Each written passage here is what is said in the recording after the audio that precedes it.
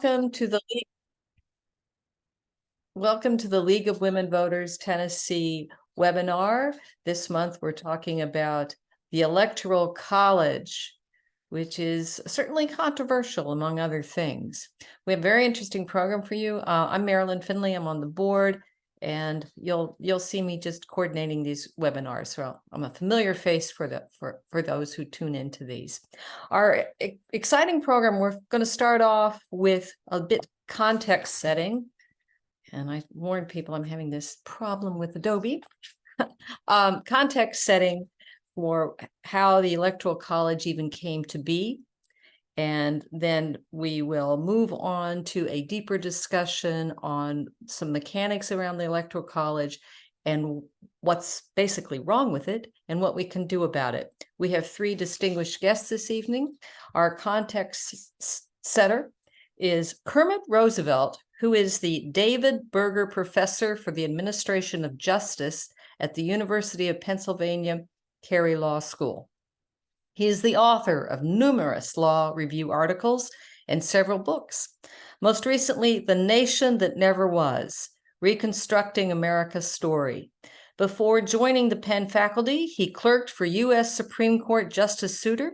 In 2021, he was selected by President Biden to serve on the Presidential Commission on Supreme Court Reform. He is also the author of two novels, Allegiance and In the Shadow of the Law.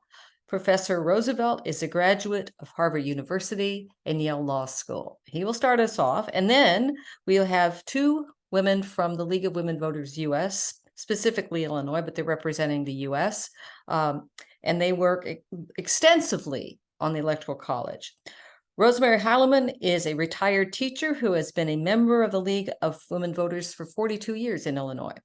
She is active in other levels of League, including the Lake County League and the Illinois State Committees. She has served in many League of Women capacities, including as a moderator for numerous candidate forums throughout the area. In 2017, she co-founded a League committee whose goal is to educate the public about why we should abolish the Electoral College by constitutional amendment. The current Illinois Electoral College Committee has continued to give presentations since 2017 and includes members from numerous local leads around Illinois, as well as from numerous other states.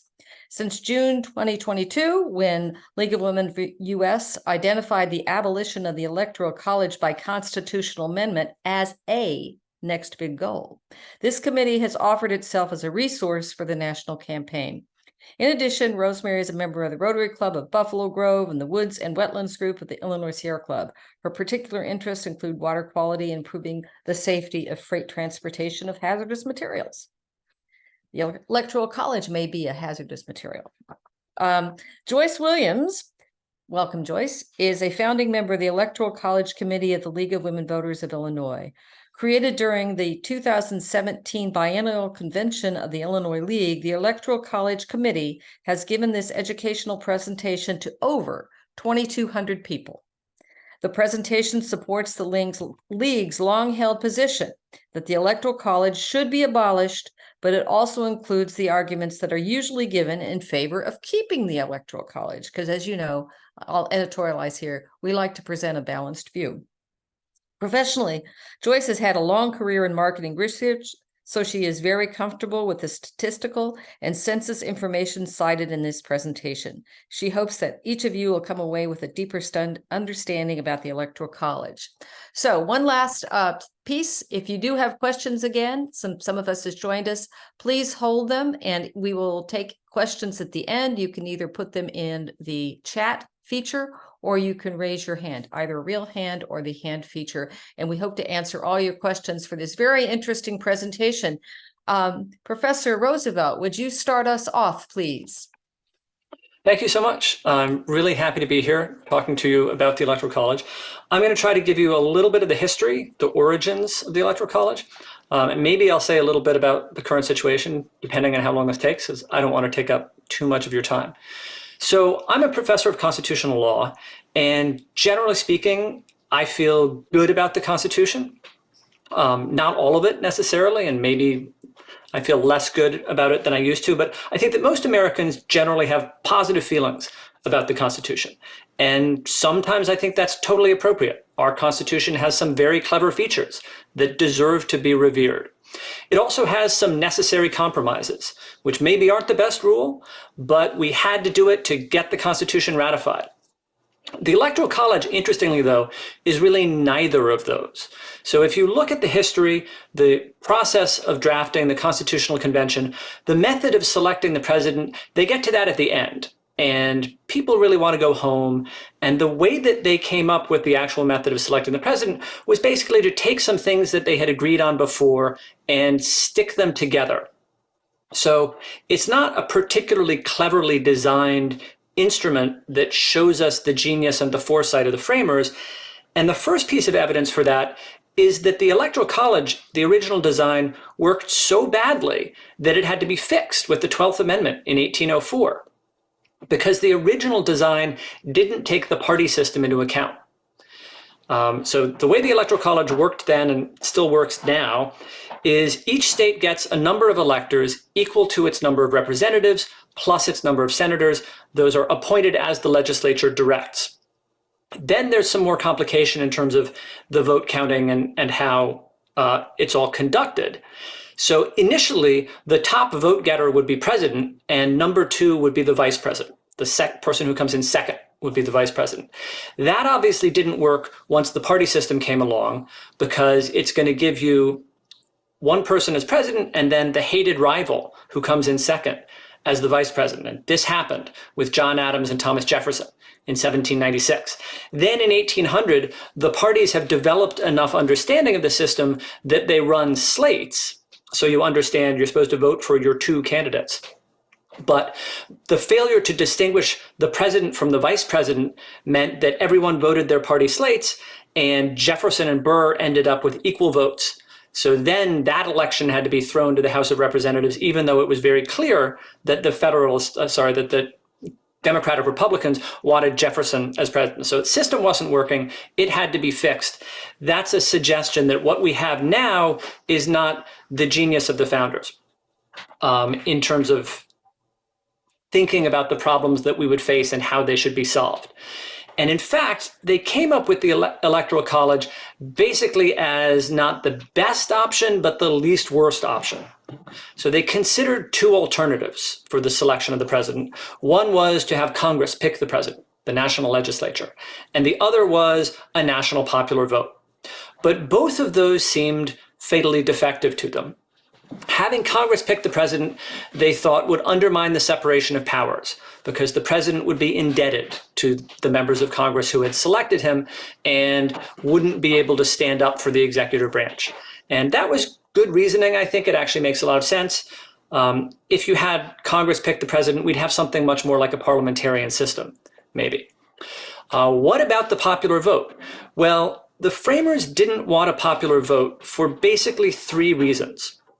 And the question that we should ask ourselves is whether those are still good reasons today. So the first problem was low information voters. If you let the average American vote, they thought people will be familiar with their regional candidates. So the Massachusetts voter will know the New England candidate, but maybe not the Virginia candidate, maybe not the Southern candidate.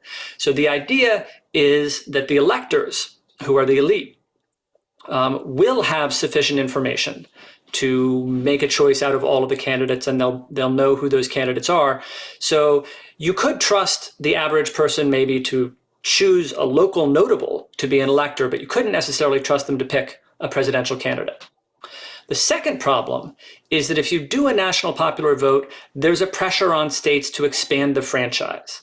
So if you say you're allowed to vote for president if you're allowed to vote for governor of your state, which is something they could have done that would make it look like the way we choose representatives, then Virginia, right, wants a Virginian to be president. And the more Virginians who vote, the greater the chances are you'll get your Virginian president. So Virginia could double its influence in presidential elections if, for instance, it let women vote. But then, Massachusetts would respond in kind, and suddenly all the states would be letting more people vote. And the framers didn't want that kind of pressure on the states, the pressure to expand the franchise. And then the third reason is there's this question, how do you account for enslaved people? And How much power do you want to give states in selecting the chief executive based on people that they enslave? And the Electoral College carries forward the Three-Fifths Compromise, which was a compromise with respect to representation in Congress, where slave states got representatives based on their free population and then 3/5 of the enslaved people, which I think is clearly bad and anti-democratic. Some people argue about what the appropriate baseline is, but in any case, that's not a reason that's applicable anymore because, of course, slavery has been abolished. So none of those, I think, looks like a good reason today. The problem of low information voters doesn't really exist. I think we're drowning in information. A lot of it is misinformation, but it's not the case that people don't know who all the candidates are. And even if they didn't, the party system has actually taken care of that to a large extent, because if you know someone's party affiliation, you know a lot about what they stand for. Another justification for the Electoral College that you'll see in the Federalist Papers is the electors will make a good choice. They'll be wise. So a demagogue maybe could win control of one state and fool the voters of one state, but it could never happen on a national level. That, I think, turned out to be maybe a little bit naive, but it's also irrelevant because nowadays electors don't exercise independent judgment. They just vote for the candidate that they're pledged to. And last, the pressure to expand the franchise. A lot of that pressure has gone away because we have expanded the franchise by constitutional amendment. So we abolished race discrimination with the 15th Amendment. We abolished sex discrimination with the 19th Amendment. We extended the vote to people over 18. And I don't think that expanding the franchise is something to be afraid of. So we're left with this question. We've got the Electoral College. The original justifications for it, I think, don't seem very persuasive. What do we think about it now? Is there a problem? Well, I think it's anti-democratic in two ways that should concern us. One is you simply have no right to vote for president. So you've got a constitutional right to vote for representatives. You've got a constitutional right after the 17th Amendment to vote for senators. But individual people actually have no right to vote for president. The state legislatures have all decided to conduct popular votes, but they don't have to. They could take that away. So that's maybe a little bit troubling. I think they'd face a backlash if they tried to take it away. But state legislatures might actually interfere in some ways with the popular vote, and maybe we should be concerned about that. But second, more obviously, the Electoral College is anti-democratic because you can win the Electoral College while losing the popular vote. And that suggests something sort of strange is going on. Some people's votes are counting for more than others. And that is, I think, in conflict with the basic principle of American democracy, which is that we are political equals. We're not supposed to have aristocratic states or particular people whose votes count for more, because fundamentally we are supposed to be equal.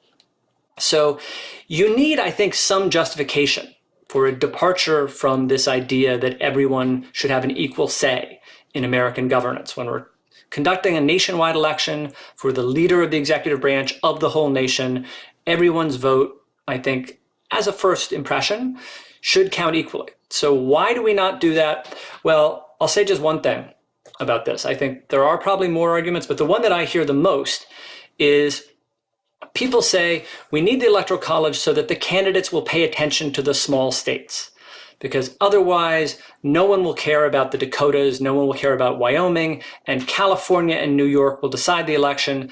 The nation will be ruled by the coasts, and that would be bad. But we'll probably talk more about this later. I want to just flag two problems with this argument. One is it's wrong about what would happen with a national popular vote, and two, it's wrong about what happens now with the Electoral College. So what does the Electoral College do? How does it actually change the focus of the campaigns? It doesn't make people pay attention to small states. It makes the candidates pay attention to swing states.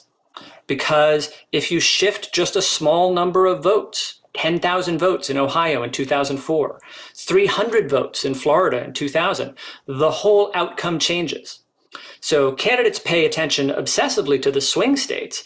They don't actually pay attention to low population states. It just skews the campaigning, and it probably skews governance sort of randomly depending on which state is in play. And then second, if we did switch to a national popular vote, what would happen? Would California and New York decide the election? No, not at all. First, they don't have enough people, right? California has 30 million eligible voters. New York has 15 million. If everyone in those two states voted the same, that would be 45 million votes. Our total voting age population is 255 million. It's not even close to being enough to control the election. But the more important point that I think people lose sight of, because they're used to our winner-take-all system, is that's assuming that everyone in California and New York voted the same. And of course, they don't. So Trump got 6 million votes in California. He got 3 million votes in New York. And that's 9 million votes that counted for nothing under our current system. So you could worry that if we move to a national popular vote, the million or so voters in the Dakotas are going to be less important. But 9 million people in California and New York will have their voices heard. And those are people that the Democratic candidate is going to have to care about. The Democratic candidate could benefit from reaching out to. And maybe they could put a Republican candidate over the top when you count the national total. So you'd get more attention maybe from both parties to populous states, even if they're not swing states. But the states wouldn't be determining the election. Americans would be determining the election with an equal voice. So I guess that's my introduction. We can talk more about solutions later. I think maybe we don't need a constitutional amendment. But I will pass the baton now to our other speakers. Thank you.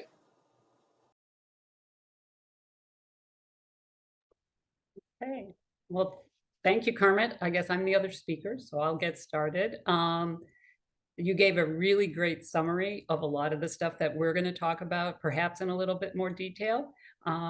So I am going to start sharing my screen.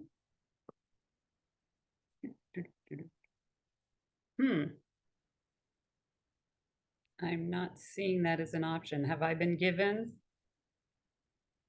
permission? You are listed, Joyce, you're listed as a co-host. Yes, you should be able to. Don't know why I'm having problems.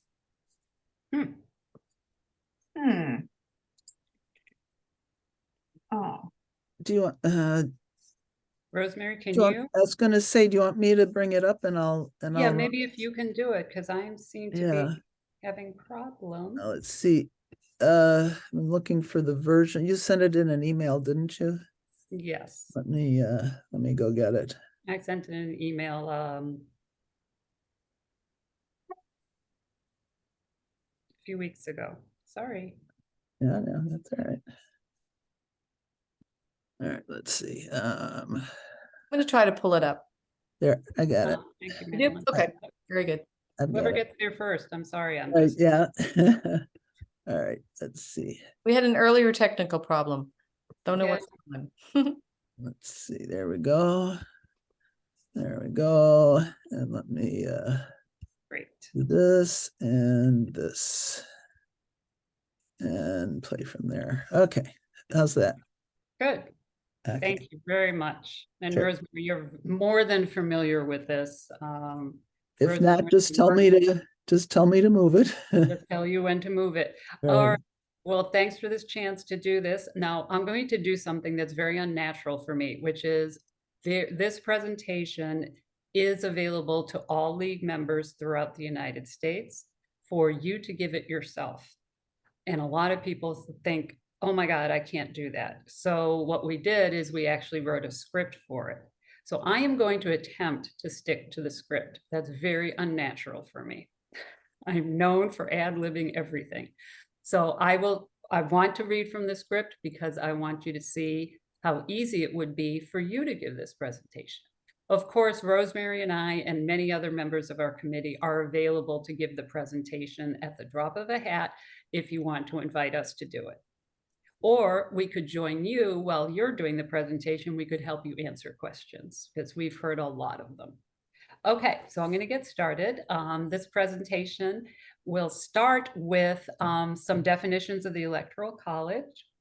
And I believe that you are probably mostly familiar with this, and Kermit just mentioned a few things as well, but I want to make sure that that when we share these basics about what the Electoral College is, we'll all be on the same page. Next, we'll show you the problems that are caused by the Electoral College, problems that a direct popular vote would easily solve. Then we'll review the top arguments given in favor of the Electoral College system and why each of those reasons are actually based on common myths. You've already heard a couple of them. And finally, we'll explain what needs to be done to abolish the Electoral College, which is an amendment to the Constitution, and what you can do now to help make that happen. And we'll do all of this with plenty of time to answer your questions. So of course, jot down your questions as we go through this, and then you can ask them at the end. So on the next slide, we're going to define very quickly what is the Electoral College. First, the Electoral College isn't a school or a building or a place. It's a group of 538 people who actually elect the president and the vice president of the United States every 4 years. According to the US Constitution, each state legislature gets to decide how their electors will be chosen. And in the beginning, state legislatures just picked the electors themselves. Now, over time, states started choosing electors by popular vote within their state. And now every political party chooses their own slate of electors. So it's gotten further and further away from the people. So when you vote in November, you're not voting directly for a presidential candidate. You are voting for a group of state electors from that candidate's political party who have pledged to give their electoral votes to that candidate. Now, each state gets a specific number of electors based on their congressional delegation. So you get one elector for each US senator, so every state gets 2, and 1 for each US representative. So that varies by the size of the state. So for example, Texas had 38 electoral votes in 2020, while Rhode Island had 4. The District of Columbia, though not a state, gets 3 electors. Importantly, the winner of the Electoral College is not whoever gets the most votes in the Electoral College. The winner must have a majority of the votes. And again, this is in the Constitution. So they need to have over 50% of the votes to win. Currently, that's 270 electoral votes to win. If no candidate gets 270 votes, the US House of Representatives gets to choose the president, with each state having just 1 vote. So California would have 1 vote and Rhode Island would have 1 vote. And then the Senate chooses the vice president. That would be funny too. So on the next page, we're going to talk about the league and how the league's position has been since 1970 that the direct popular vote method for electing the president and vice president is essential to representative government. And so the League of Women Voters believes that the Electoral College should be abolished. During the League's 2022 convention, the board president, Dr. Deborah Turner, announced that the League's next moonshot goal would be the abolition of the Electoral College. Now, what I'd like to also mention in that in 2010, LWV US added support for the National Popular Vote Interstate Compact until the abolition of the Electoral College by constitutional amendment is achieved. Now, we're not going to talk in detail about the compact today, but it's an agreement among states that all of their electoral votes will go to whichever presidential ticket wins the overall popular vote in all 50 states plus DC.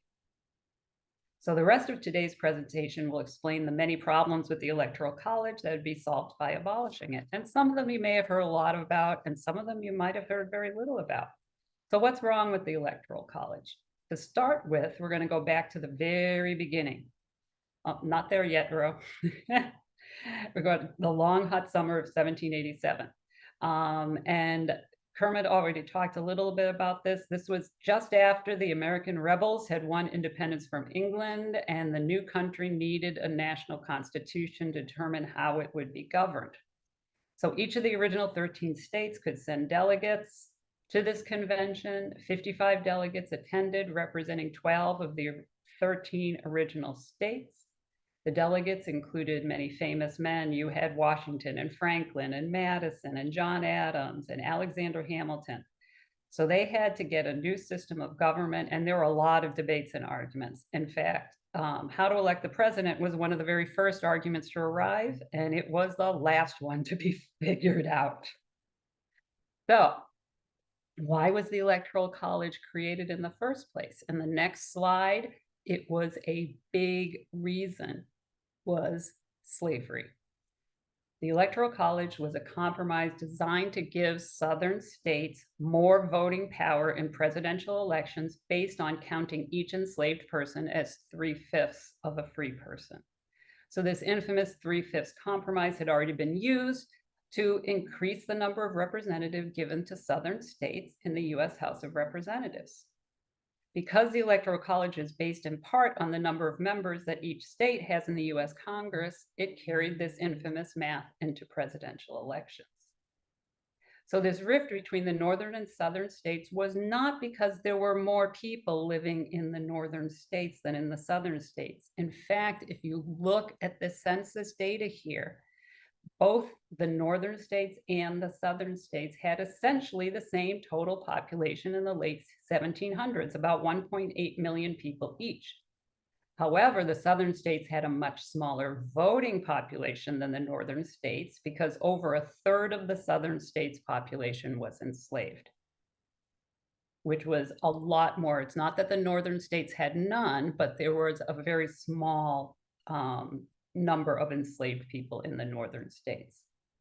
So as a result of this, the southern states adamantly refused a direct popular vote for president. They said, absolutely no way, we will refuse to join the United States if you do that. So before the convention, everybody expected there'd be battles between smaller versus larger population states. But as Madison wrote about halfway through the convention, and this is a quote from him, it seems now to be pretty well understood that the real difference of interest lies not between the large and small, but between the northern and southern states. The institution of slavery and its consequences form the line of discrimination. So it was very plainly stated by Madison that this was the reason for this rift. Now, if the racism of the Electoral College had simply gone away when slavery was ended, we might not even be having this conversation. But the Electoral College continued to silence Black voters. So on the next slide, it was actually the Electoral College that ushered in the Jim Crow era. Right after the Civil War, there was a brief period called Reconstruction, when federal troops were stationed in the South to make sure that the newly won rights of formerly enslaved Americans were actually put into practice. During Reconstruction, Black men voted, and the first Black representatives were serving in Congress. But then came the election of 1876, and that one was just a mess. We think we have some messy ones. There are some messy ones in the past, too. Now, the records are a little bit murky, but it's pretty clear that Samuel J. Tilden won the popular vote for president over Rutherford B. Hayes. However, there were allegations of voter fraud. Woo, we've heard that. And in 4 states, Florida, North Carolina, Louisiana, and Oregon, both sides claimed victory. So as a result, guess what happened? Tilden did not get a majority in the Electoral College. So the two parties came up with a compromise that traded the newly awarded rights of Black people to shore up the malfunctioning Electoral College. This compromise allowed Hayes to become president in exchange for the removal of federal troops from the South. The states of the former Confederacy were once again allowed to rule themselves, and quickly they started passing a series of laws known as Jim Crow laws. During the Jim Crow era, the voting rights of Black people were systematically destroyed by state laws and local ordinances, things like poll taxes and literacy tests. The Jim Crow era lasted for almost 100 years until the passage of the Civil Rights Act of 1974 and the 1964 and the Voting Rights Act of 1965. So the Electoral College was created because of slavery, and the failure of the Electoral College in 1876 allowed racism to flourish. So, okay, so that ended, right? Well, the Black voices continue to be suppressed in the Electoral College system. The racist impact of the Electoral College didn't end with the Voting Rights Act. It continues to suppress the voice of Black Americans, and that's because states with higher percentage of Black residents tend to have less power in the Electoral College, while states with whiter populations tend to have more power. For this analysis, Electoral College power is defined as the number of people it takes within a state for each electoral vote. If it takes fewer people to make up one electoral vote, the electoral power is stronger. For example, in the chart on the left, in states that are more than 85% white, it's about 400,000 people per electoral vote.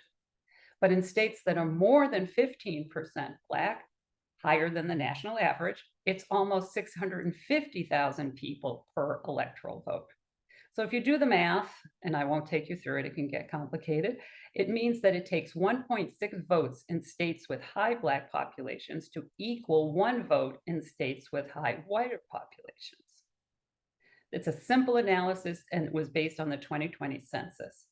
However, a more sophisticated analysis, which I won't even get started on, by William Black from the University of Maryland in 2019 came to the same conclusion.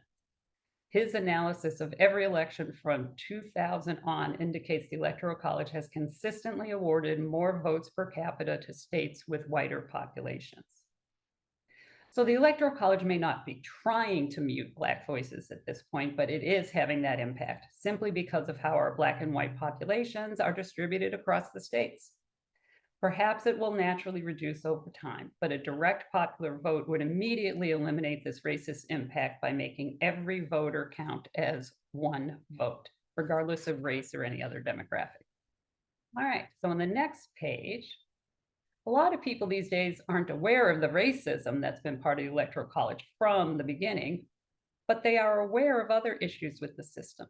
So what do most people dislike about the Electoral College? The problem we hear the most is from people who recognize that the Electoral College can and has turned losers into winners. It's happened 5 times in our history. The Electoral College has awarded the presidency to the candidate who lost the direct popular vote. It was 3 times in the 1800s and twice in this century in 2016 and in 2000. A direct popular vote for president would ensure the candidate who gets the most votes from the people would actually become president. What a concept. Sorry, that was an ad lib. It's not in the script. All right, another problem on the next page is that the Electoral College violates the principle of 1 person, 1 vote. You've already heard us talk about this a little bit. It makes some votes count more than others, depending on where the voter happens to live. And that's because the number of electoral votes given to a state isn't exactly proportional to its population. No matter how many people live in its state, it gets 2 electoral votes based on its 2 senators. So voters from smaller states have their votes weighted more heavily in the Electoral College than voters from larger states. So for example, in this table on the left, you can see that 1 vote in Wyoming counts as much as almost 4 votes in Florida. Wyoming has 3 electoral votes, or 1 electoral vote for every 192,000 people. Florida is a much bigger state and it has 29 electoral votes. And that's 1 vote for every 743,000. So again, a little bit of math here. 743,000 divided by 192,000. In the Electoral College, it takes nearly 4 popular votes in Florida to equal 1 popular vote in Wyoming. And this plays out in other small and large states matchups, like Wyoming, Vermont, and Alaska, whose electoral votes count as much as 3 or 4 votes in states like Florida, Texas, and California. So regardless of whether a state is a red state or a blue state, it's about how many people live in that state. You know, is it a high population or a low population state? Now, a fundamental principle of democracy that we tend to believe in this country is that 1 person has 1 vote. And it's the standard for every other election in this country, from dog catcher to senator. And it's exactly how it should be and would be in a direct popular vote for president. So on the next slide, regardless of how votes are weighted in the Electoral College, we all know by now that there are only a few states that really matter. As Kermit mentioned, it is these so-called swing states where the outcome of the vote is considered to be up for grabs, not predictable. The rest of the states are considered safe states, where the feeling is that the election result is obvious. So the map here shows the swing states from the 2020 election. The top 6 swing states are in dark purple. Those are Arizona, Wisconsin, Michigan, Pennsylvania, North Carolina, and Florida. Then there are another 7 swing states shown in lighter purple. Together, these swing states got almost all of the TV ads and campaign events. In fact, 100% of the TV advertising and 98% of campaign events in the 2020 general election were in those swing states. They get all of the candidates' attention, and even worse, they have much greater influence over the candidates' policy positions. With a direct election by popular vote, candidates would be forced to pay attention to the whole country, not just a handful of swing states. All 50 states and the District of Columbia would require consideration from presidential candidates. So on the next slide, we can also see, and this really hurts people in the League of Women Voters, is that the Electoral College actually discourages voter participation. It decreases voter turnout in so-called safe states. Data from 2016 and 2020 prove this. In the graphs, you can see that the percentage of eligible voters who cast a vote for president was significantly lower in safe states compared to swing states. Now, maybe those differences look small in this graph because it's only 6 or 7 percentage points. That's not a big deal, right? Well, 6 or 7 percentage points translates to 15 million registered voters in non-swing states who chose not to vote in 2016, and 22 million registered voters who chose not to vote in 2020. So that's more than enough to change the outcome of an election. And this is a nonpartisan issue affecting both major political parties. If I'm a Republican voter in a blue state or a Democratic voter in a red state, I feel like my vote for president never really counts anyway, so why bother? On the flip side, Republican voters in red states and Democratic voters in blue states sometimes feel like their party doesn't really need their vote. Why bother to go out and vote? I know who's going to win anyway. So it affects everybody on both sides of the systems. And a direct popular vote should increase voter turnout by making every vote count and every vote count equally. All right, and now something that, in the next slide, right here, the Electoral College actually makes it easier to cheat. As we saw in the 2020 election and its aftermath, the Electoral College also leaves our presidential elections more vulnerable to manipulation and even outright fraud. The Electoral College provides partisan operatives with a roadmap for overturning election results. In 2020, that created a desire to find an additional 38 electoral votes instead of over 3.5 million popular votes. And the Electoral College showed where it would be easiest to gain those electoral votes. It's shown a spotlight right on finding 43,000 ballots in just 3 states, Arizona, Georgia, and Washington. That's all it would have taken to overturn the results. So these are 6 major problems with the Electoral College, and each of them would be fixed by using a direct popular vote for president. So maybe you're already convinced, but not everybody is. So on the next page, we're going to talk about the Mythbusters. We're going to talk about the common arguments for the Electoral College and why they actually failed the fact test. We hear from some folks who say, even if everything you just said is true, here's why the Electoral College still makes sense. It's because fill in the blank for these myths that we're going to go through. And I just want to point out that these are not just fringe theories. These are the main points that supporters of the Electoral College use to defend this system. And none of them stand up under scrutiny. So let's bust them now. So Electoral College myth number 1. Without the Electoral College, our presidents will all be chosen by a couple of big states like California and New York. As Kermit mentioned, we decided to run this through some numbers to see what a direct popular vote would look like. So the first thing we noticed is both Texas and Florida are larger than New York. So they always say New York and California will rule, but guess what? New York is actually only our 4th most popular state. Texas and Florida are both bigger than New York. Second, we could see that every state has a mixture of Republicans and Democratic voters. With this in mind, we zeroed in on how many states it realistically takes to win the popular vote. So here are the popular votes per state for Barack Obama in 2012. Now that starts with California on the left. See that tiny little first blue bar? That represents all of the votes that Obama got in California. And then we add on one by one each state. So in 2012, Obama had to get over 63 million votes to win the direct popular vote. And you can see when you add them all up that it would have taken votes from 39 states to win the popular vote. Not just not just California and New York. It would take 39 states to win. It's simply mathematically impossible for an election by popular vote to be determined by just, 2 or 3 large states. Our population is too spread out for that. So again, every vote would count and count the same no matter where the voter lives. Electoral college myth number 2 is that believers in the Electoral College will then come back and bring up a similar myth that without the Electoral College, it's cities, it's not state, it's cities, right?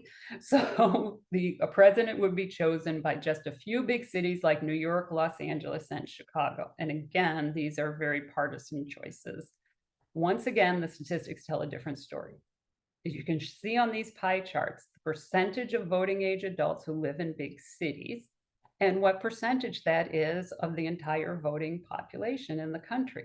So on the first chart on the left, the combined voting age population of New York, Los Angeles, and Chicago is just 5% of the national voting age population. That's certainly not enough to decide an election. So we decided to expand. Okay, maybe it's the top 10 cities. So in the middle chart, it's the top 10 cities, right? Well, that's all of the cities that have over 1 million residents, and that adds up to just 8% of the voting age population. So then we just kept going and we went to the 50 biggest states. That just makes up 15% of the voting age population in this country. So now you're starting to get down to some of the smaller sizes. Well, in fact, the top 50 biggest cities is about the same size as the size of the rural population. There aren't enough people living in big cities to decide our president on their own. Most people, 71% in this country, live in smaller towns and suburban areas, neither in big cities nor in rural areas. So again, it's simply mathematically impossible for an election by popular vote to be determined by just the largest states or the largest cities. And the next, myth number 3. So then what we tend to hear is that, well, this is just a Democratic plot. If we abolish the Electoral College, all it's going to do is benefit Democratic candidates. So to bust this myth, let's look at the 2004 presidential election, the Bush-Kerry election. On the left side is the Electoral College map for the 2004 election, where George Bush won over John Kerry with 3 million more popular votes than Kerry. Now, the map on the right shows how close George Bush came to winning the popular vote, but losing the electoral vote. Can you spot the difference? If you're good, you could. It's hard for me to see at first. It's just one state. It's Ohio. If John Kerry had received only 119,000 more votes in the state of Ohio, he would have won the Electoral College and the election, even though Bush would still have had nearly 3 million more popular votes. So the fact is the Electoral College can hurt either of our 2 major political parties. It is a nonpartisan issue. Myth number 4, perhaps the biggest obstacle is not any of the complicated math that I just talked about. It's just this belief that the Electoral College will never be abolished because it requires an amendment to the US Constitution. It's never going to happen is a comment we hear all too often. It's very defeatist. So here's a timeline showing the dates of all the constitutional amendments and when they were ratified. The Bill of Rights is just the first bar, even though there were 10 of them in there. You can see our history includes flurries of constitutional activity punctuated by long periods of inactivity. So there was a period of 60 years between the first two clumps and then a gap of 43 years. And there were 18 years between the amendments of the 1930s and those of the 50s and 60s. So what distinguishes these periods of constitutional activity? Well, they tend to be periods of great national political turmoil, where citizens were feeling that that our democracy was in crisis, where the demand for change across our society was persistent and loud. There was the period after the Civil War, the progressive era at the turn of the last century, and the civil rights era of the 1950s and 60s. Now, we seem to be in the middle of another period of political activity, of demand for change. Only time will tell for sure, but by the level of engagement, we're starting to see genuine concerns about the resilience of our democracy are remarkable. So I know that was a lot, but let's talk about what needs to be done. So if the goal is to abolish the Electoral College by amending the Constitution, what will it take to get there? So the goal on the next page is a constitutional amendment. Now, you are probably familiar with this. First, this is how we amend the Constitution. A bill to propose an amendment needs to pass both the US House and the US Senate by 2/3 vote. It's not easy. It shouldn't be too easy. Then the proposed amendment needs to be ratified by 3/4 of the state legislatures. That's 38 states. Again, not easy, but it's been done 27 times. It can be done again. Now, please note that this doesn't require, and the League doesn't support, a constitutional convention to accomplish this. The usual amendment process outlined here would do the job of abolishing the Electoral College. I'll add one more comment in this, is the president does not get a vote. The president is not part of amending the US Constitution. So what has happened in the House and in the Senate regarding the Electoral College? So Congress did actually take action between 1969 and 1970 to abolish the Electoral College. There was a ton of momentum at that time, and we came very close. And that's because the 1968 election had a third-party candidate who was strong. His name was George Wallace. He got 46 votes in the Electoral College. Both Democrats and Republicans were scared. They were afraid that Wallace's popularity could have resulted with neither Nixon nor Hubert Humphrey getting the required 270 votes to win in the Electoral College. A Gallup poll at the time shows a whopping 81% of Americans supported abolishing the Electoral College. And there was a bill to amend the Constitution, and it passed the House of Representatives by a huge bipartisan margin, 338 to 70. However, the bill died in the Senate, and I hate to tell you why, but it was filibustered by Southern Democrats, who feared that their states would lose power in presidential elections because of their traditionally low voter turnout, because of suppression of the Black vote. Now, similar bills have been introduced as recently as 2022, but there's been no vote on those bills. We believe that the issue lacks momentum because of the defeatist attitude of it's never going to happen. So that's what we need to change. We need to get some momentum going and make people realize that this can happen. So on the next page, how are we going to get momentum? Well, the League of Women Voters is uniquely positioned to empower voters through education and advocacy at the local, state, and national levels. We have a big role to play in this. It's basically what we do. We engage with voters, we provide them with information and education that they need about elections and issues. And armed with this education, the League can activate voters to bring this momentum to Congress when the time is right. So what can you do now? What are we going to ask you to do? Well, first, we need to organize. So as a local league, you can organize by choosing a league member to coordinate with the League's task force. That's Rosemary and I are part of it, and support our work. You can also start to identify local or state allies, community leaders, activists, and legislators who support a direct popular vote for president. And please maintain a contact list for action alerts. about abolishing the Electoral College when issued by the League of Women Voters.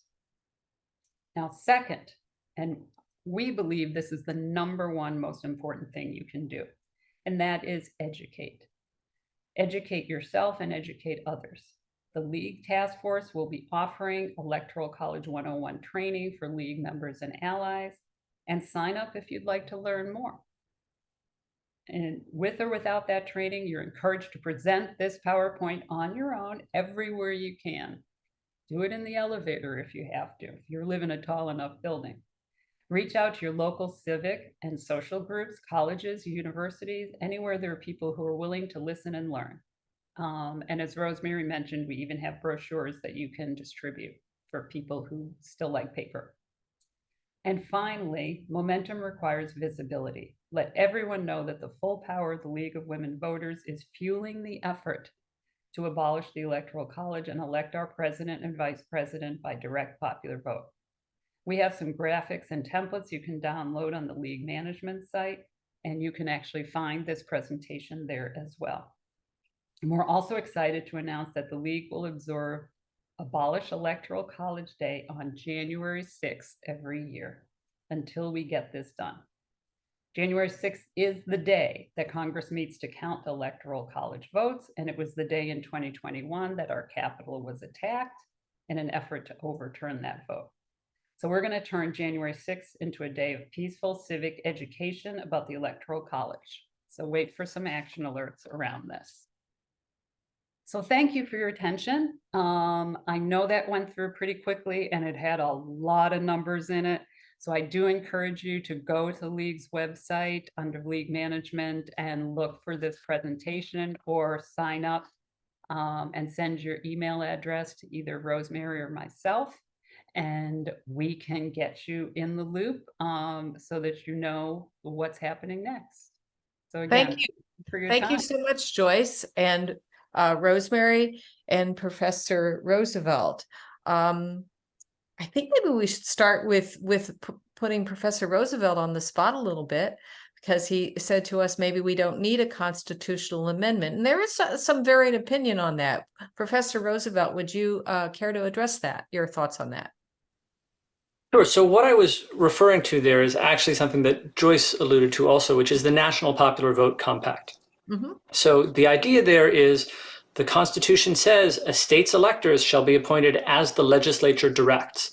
And the idea is if you get enough states to say through their legislatures, we will award all of our electors to the winner of the national popular vote, and you get states that have 270 electors doing that, then effectively you've done sort of an end run around the Electoral College, because we'll still have it, but the outcome will be determined by the national popular vote. So this is something that's been moving forward. There's states that have signed on. There aren't enough yet, but it's a possibility, I think. There are also some questions about constitutionality. So not everyone is convinced we can do it just through an interstate compact, but maybe. And I think it's definitely worth pursuing. And do you think so partially because the achievement of a constitutional amendment seems daunting? It does. So, amendments are daunting. The reason that the National Popular Vote Compact momentum seems to have stalled is that this has turned into a partisan issue.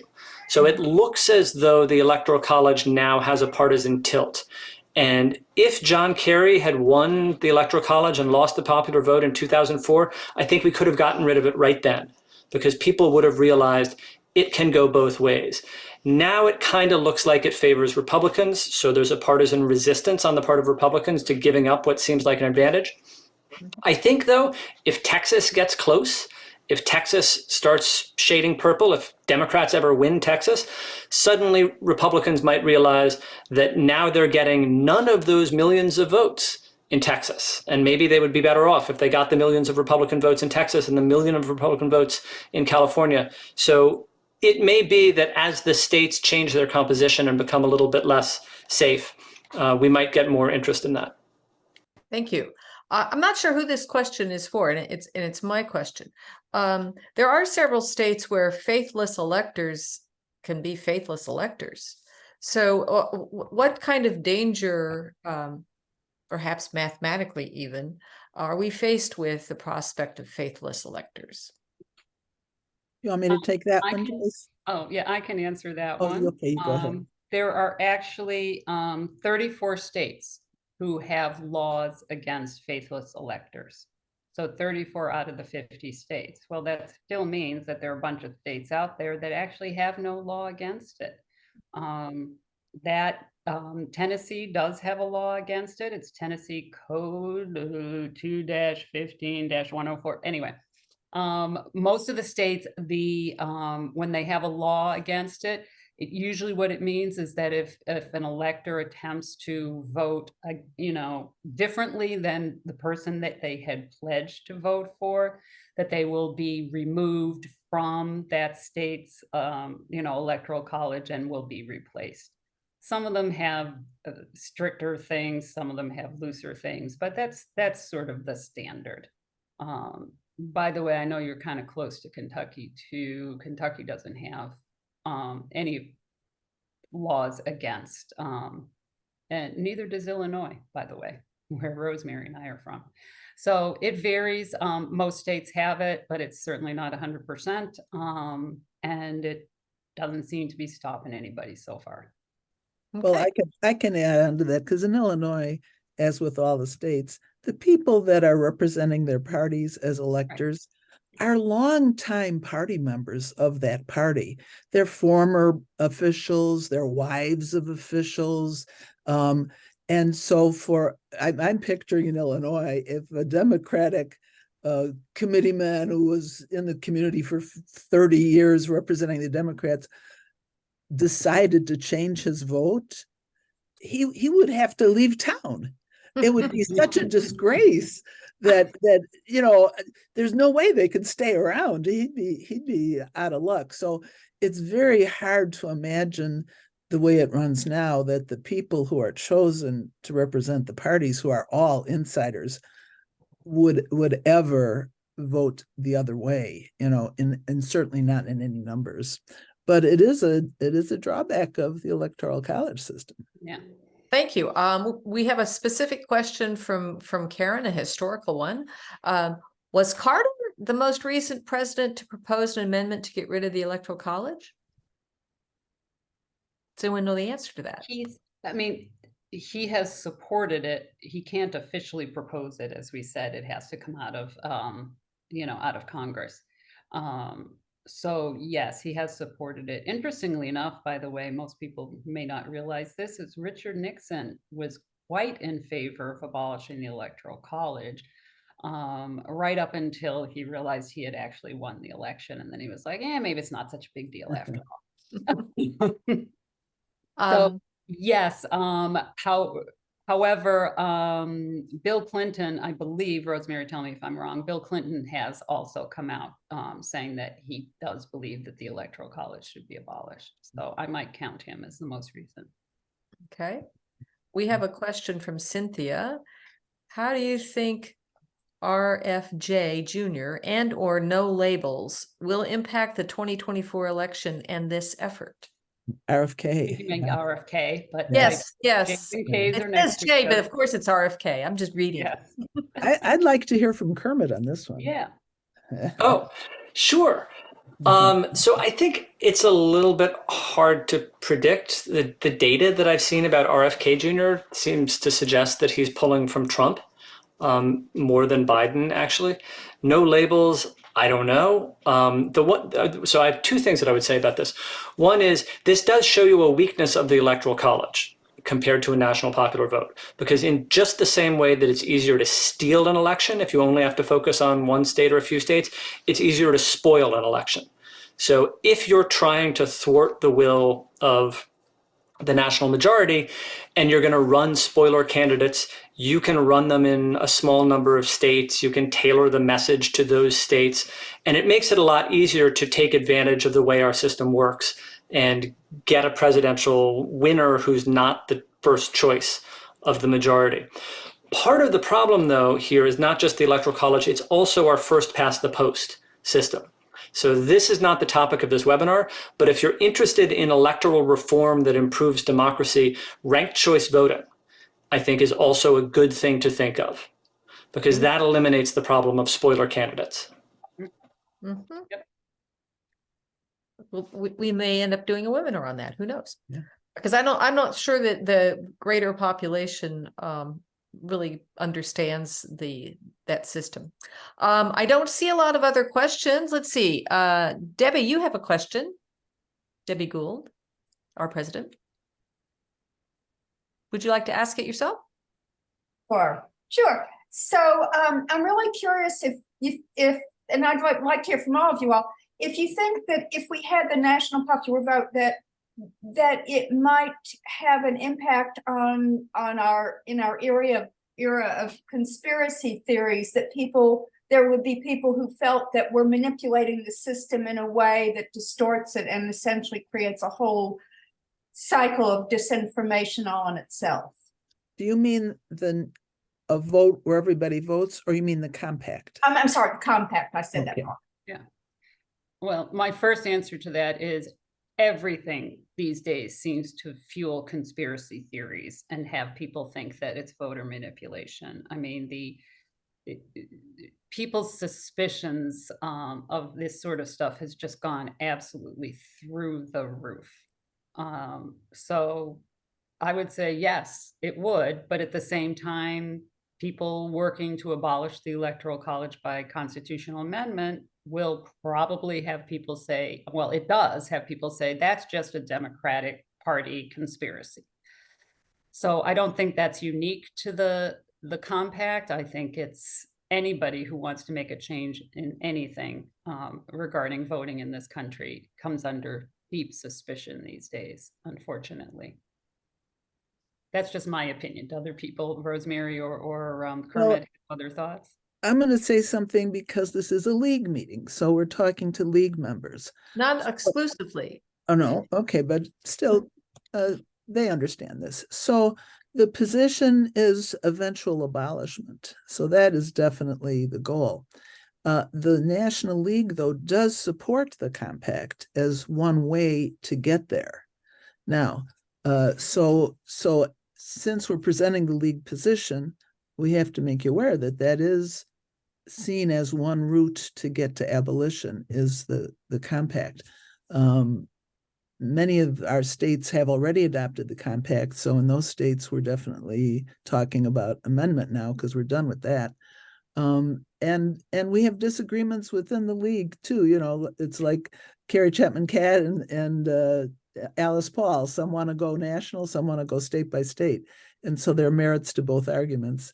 And the idea is, as long as we're talking about the problem, one of the main problems that I've seen over all my years here is that as soon as an election is over, people stop talking about the Electoral College, until the next disaster or problem looms. And whether it's conversations about the compact in individual states, or whether it's talking about an amendment on a national scale, if we can just keep the conversation going, and that's the most important thing to me, is that people see that this is something that needs to be talked about and addressed, whether people agree with you or not. Very And I good. think, like most things, education makes all the difference. That's right. People in this country are sadly lacking in actual factual information about the Electoral College. And, there are so many people who don't have a clue about it.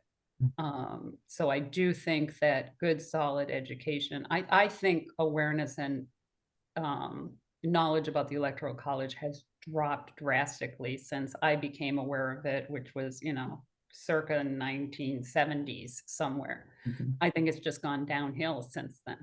Mhm. So I think, again, I think that's something that the league is so good at, is just sharing actual facts about the Electoral College with people. And I think a lot of people would be appalled. I would agree with that. I think most people in here. I don't see any other questions, which is usually an indication that people are just overwhelmed and taking it all in, that you've really done a powerful job. I want to, let's see. Oh, we have a question from Wanda. In the 2000 election, why did the Supreme Court declare Bush the winner if this was the job of the House when no one candidate receives 270 electoral college votes? Professor Roosevelt, would you like to answer that one? Oh, sure. So the short answer there is what happened in the 2000 election wasn't that no one received 270 votes. It was that they couldn't decide how to award Florida's electoral votes. It was so close. They were having recounts. The Florida Supreme Court said one thing.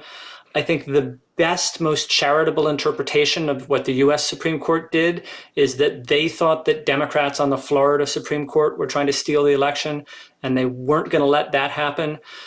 To me, I think they were seeing judicial activism where there was none. The US Supreme Court intervened when it shouldn't have.